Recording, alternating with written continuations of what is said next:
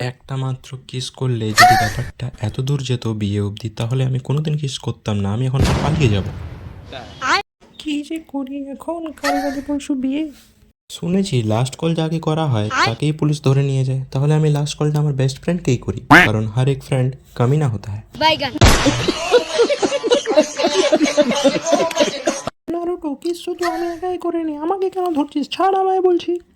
তোর জন্য আমাকে আমার বাড়ি ছেড়ে পালিয়ে বেড়াতে হচ্ছে, শুধুমাত্র তোর জন্য। এত সহজে তোকে ছেড়ে দেবো আমি? তো এখানে আমার কি দোষ? আমাকেও তো আমার বাড়ি থেকে কথা শুনতে হচ্ছে, আমাকেও বাড়ি ছেড়ে পালিয়ে বেড়াতে হচ্ছে।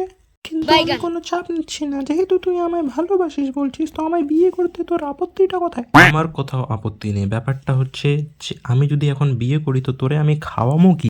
বলেন কি আইডিয়া? আমার কাছে একটা খুব দারুণ ভাবে প্ল্যান আছে, যে প্ল্যানটা আমি যদি তোরে শোনাই তো তুইও বলবি যে হ্যাঁ, এরকম প্ল্যান আমি কোথায় লুকিয়ে রেখেছিলাম।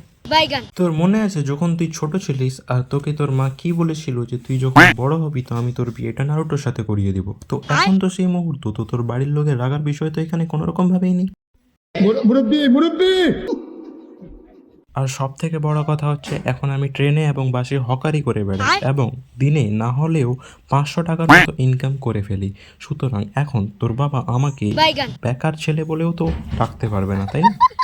হ্যাঁ, তো তুই শুধু একাই তো আর এফোর্টস দিচ্ছিস না, আমিও বাড়িতে রান্না বান্না করতে শিখছি। সেটা আলাদা ব্যাপার যে রান্না করতে গিয়ে আমি একবার কিচেন উড়িয়ে ফেলেছি, কিন্তু পেঁয়াজের ঝাঁসে চোখ থেকে জল বেরোনো সত্ত্বেও আমি রান্না শিখছি। আহারে, চোখের পানিতে বোকটা বাইসা যা। হ্যাঁ, তো আর কি লাগে একটা সংসারে? ইন্ডিয়া বাংলাদেশের জিডিপির মতো টাকা তো আর লাগে না, না? সে তো আছেই, সঠিক কথা। তাহলে কি এখন আমাদের বাড়িতে বলে দেওয়া উচিত আমাদের রাজি থাকার কথাটা? আমারও মনে হয় যে এখন বলে দেওয়া উচিত রাজি থাকার কথাটা। তুই এত দেরিতে সকালে যদি উঠিস তাহলে তো আমার মায়ের কাছ থেকে তোকে ঝাঁটাপিটা খেতেই হবে, তখন কিন্তু তুই আমাকে বলতে পারবি না। আমার এখন ভালো লাগছে না, মেন কথা হচ্ছে এটাই। এখন তো যেটা বাবার ভেবে নে, বাট আমার মাথাটা খাস না, পালা এখান থেকে। আমি শুনলাম তুই নাকি যৌতুক নিতে চাইছিস, কিন্তু এগুলো তো আমাদের মধ্যে ফিক্স হয়নি। এগুলো আবার কোন ধরনের কথা? সালা নারুটোর বাচ্চা, প্রথমে বলছে যৌতুক নেবে না, এখন এত বড় লিস্ট পাঠিয়ে দিয়েছে। লিস্টের মধ্যে ফরচুনার, তো বাড়ি, তো ঘর, তো ফ্রিজ, এগুলো ওকে আগে ভাবা উচিত ছিল না? এখন ওই ব্যাটাকে আমি দেখাবো যে যৌতুক কাকে বলে আর কি হয় যৌতুক নিলে। বলেন কি?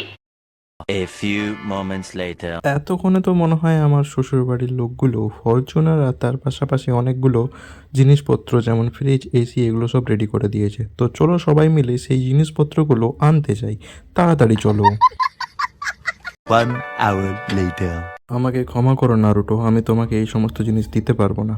কিন্তু কেন? আপনি তো বলেছিলেন যে আমাকে একটা ফরচুনার দিবেন, এখন হঠাৎ করে কি হলো যে আপনি দিতে চাইছেন না? তুই তোর বাবাকে যৌতুক দিতে কেন বারণ করবি? কারণ আমি যৌতুক দিয়ে বিয়ে করব না। তোর যদি এরকম বিয়ে করার থাকে তো কর, না হলে বাদ দে আর নিজের গরু চড়িয়ে বেড়া।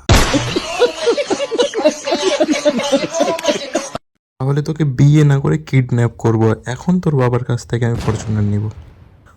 এটা কি তাহলে স্বপ্ন ছিল সব? সো গাইস, কেমন আছো তোমরা? আশা করি তোমরা সবাই ভালোই আছো। আর ভিডিওটি অবশ্যই তোমাদের যদি ভালো লেগে থাকে তো লাইক করো আর চ্যানেলটিকে অবশ্যই সাবস্ক্রাইব করো। আর হ্যাঁ, বেল নোটিফিকেশনটা অল করে দিও, যাতে আমার প্রতিটা ভিডিও নতুন নোটিফিকেশন তোমাদের কাছে সবার আগে পৌঁছে যাক আর তোমরা আমার প্রতিটা ভিডিও সবার আগে দেখতে পারো। সো গাইস, ভিডিওটি অবশ্যই কমেন্ট করে জানাও যে কেমন লেগেছে তোমাদের, আর দেখা হবে তোমাদের সাথে নতুন আরও একটি ভিডিওতে।